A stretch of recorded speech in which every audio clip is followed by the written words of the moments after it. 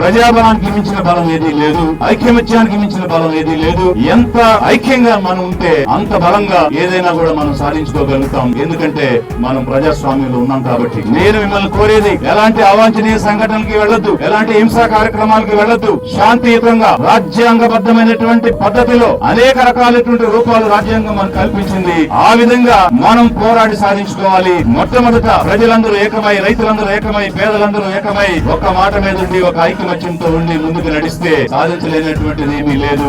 ఆ తరువాత మనకి కోర్టు ఉంది, చట్టం ఉంది. చట్టాల దగ్గరైన ఆశ్రయాన్ని పొంది తిరిగి సంపాదించుకోవచ్చు.